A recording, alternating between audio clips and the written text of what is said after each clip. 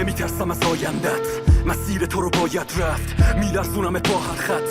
تکون بخور مادر سگ، خاک تو منو خاکم کرد، زنجیر تنت هلاکم کرد، خفقان تو لالم کرد، ماتم کرده تو ماتم کرد.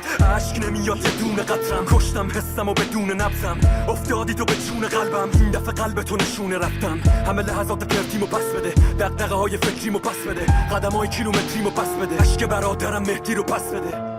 ببین درد و همه اینو تقصیر توه، من وحشی دور گرد و همه اینو تقصیر توه.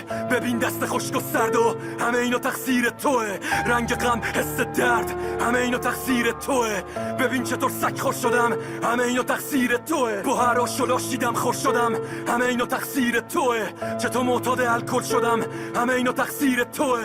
چطور از کم شدن پر شدم، مادر سگ اینو کار توه. من تموم شهر رو گشتم، مادر سگ اینو کار توه. تموم تلخی سر گذشتم، مادر سگ اینو کار توه. اگه الان یه چرک قدم، مادر سگ کار توه. اگه حتی عشقم کنده شد رفت، مادر سگ اینو کار توه. اگه یکی واسه آزادی داد زد، مادر سگ اینو کار توه. مادرم وسط لالای خواب رفت، مادر سگ کار توه. اگه میبینی که تنم پاره است، مادر سگ اینو کار توه.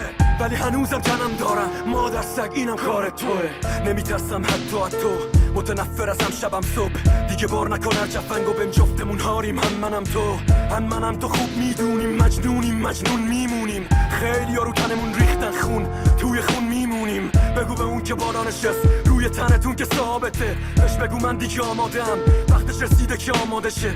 بگو من از چی دم میزنم، چرا حرف از زیاد و کم میزنم، با بهترین قلم دنیا بنویسه، با یه مداد زبده رو من میزنم. بگو دیگه پیرم در اومده است، جایی که پیرم در اومده است. آدما متنفرم چون هیچ کدوم پیشم نموندن. بگو من از چی دم میزنم، چرا حرف از زیاد و کم میزنم. بگو من از چی دم میزنم، حرف از زیاد و کم میزنم. الان گرگو میشه و گرگا میشه، روشنشه میشه گرگا میشه. خیلی ها اینجا با گرگا شیشن، ولی تش میبینی که قربانیشن. شاید مون شاید رفت، شاید به تلخی عادت کرد. من روی خاکت زندم، نمیترسم از آیندت.